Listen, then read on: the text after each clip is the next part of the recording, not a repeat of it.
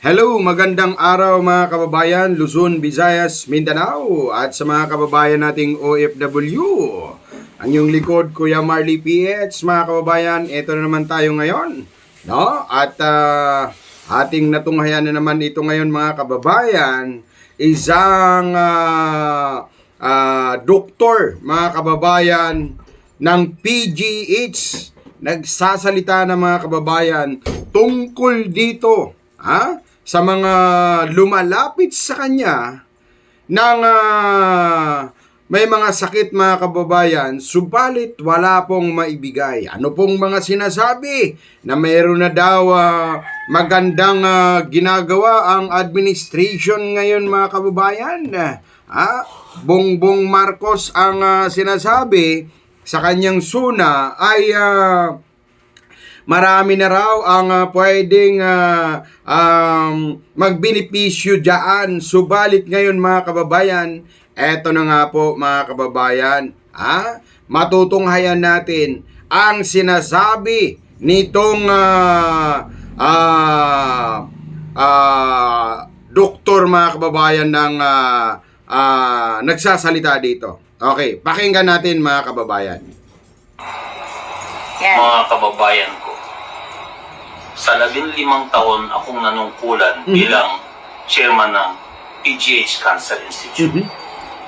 Maraming pasyente po ang kumatok sa pinto ng aking opisina noon. Naghahanap po ng mga gamot. Hinihintay nila ang kanilang pang chemotherapy na wala pa sa amin. Ang naisagot ko po sa kanila ay pasensya na po, wala pa po tayong gamot, wala po tayong budget para sa inyong mga gamot. Naghihintay po tayo. Okay. Ayon dito mga kababayan, na wala palang gamot o anuman maibibigay, subalit ano ang sinasabi nila na may pondo na di umano ang PGH, may pondo na. Sa ngayon mga kababayan, lilinawin natin, noon po may 100 million a month. 100 million a month po ang pondo dyan sa PGH mga kababayan. Nung panahon ni PRRD, ni Tatay Digong mga kababayan. Ngayon, pinagmamalaki na meron pundo di umano ang PGH ngayon. Saan ito? Sino ba ang magpapatunay itong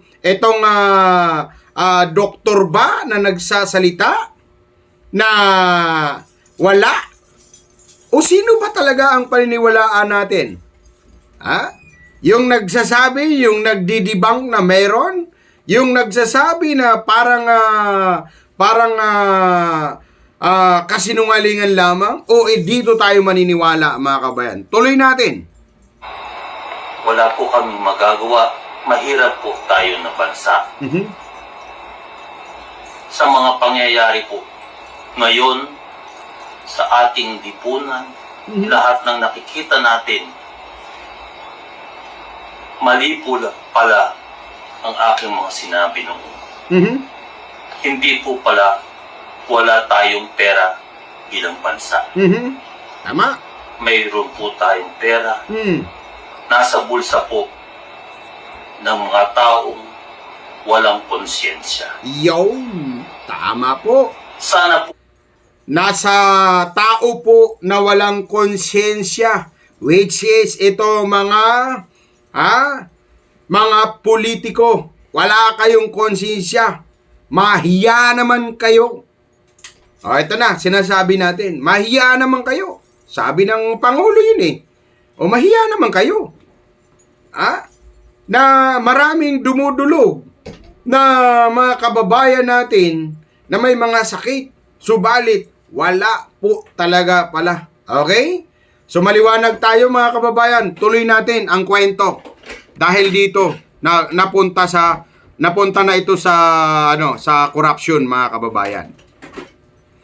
po ang nagpapasasa sa sa mga pera na ito Mm. ay makita na may mga pasyenteng namatay Mm. dahil sa kanilang pagkuha ng pera na dapat ay naibili ng mga gamot. Hustisya ang isinisigaw ng bayan. Mhm. Ang mga malamig na tiyan at malamig na mga paa na nakababad sa baha Yo. ng mga taong nakatira sa lansangan, Correct. sila po ang mga sumisigaw ng hustisya, katarungan. Iyan pa ang kapalit ng mga pagbili ng mga kotse na mamahalin, Mm. ang pagkain sa mga mamahaling hotel, Mm. ang pagtapo ng pera sa mga kasino. Mm. Dapat po ang buhay ng bawat mamamayan na naghirap dahil sa korupsyon.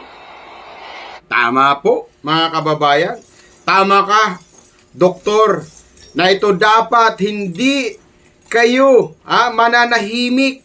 Lahat po kayo ay may boses dapat na itong ginagawa dahil sa korupsyon na ito. Naghihirap ang taong bayan, lalo na may mga sakit at walang kakayanan bumili ng gamot. At sila lang po ang napakasasa. Ito mga may kapangyarihan sa gobyerno, mga kababayan. Dapat lang mahiya kayo. Isauli nyo na ang pera ng taong bayan. Huwag yung suluhin yan dahil hindi sa inyo. Tuloy natin to. Ay sagutin ng bawat mga mambabatas, mga kawani ng DPWH, lahat po ng involved sa mga itong proyekto na dapat ay nakakatulong sa tao, yung pala ay hindi man lamang po makikita ang anino ng mga proyektong ito. Ito po ang inyong kasalanang malaki sa ating bayan. Sana po ay makonsyensya po kayo lahat. Sigaw ng bayan, katarungan, hustisya para sa mga taong kinitil ng korupsyon ng mga taong ito. Maraming salamat po. Okay. Mabuhay ka, Dr. George Ignacio, mga kababayan, na ito nagsasalita patungkol dito sa mga korupsyon.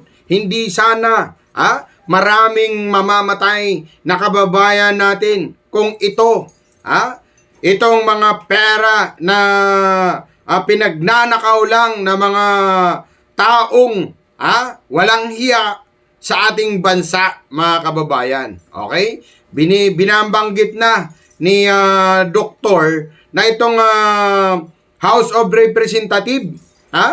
Sana naman mahiya naman kayo hanggang doon sa katastasan at kung sino man ang mastermind, mahiya naman kayo sa taong bayan.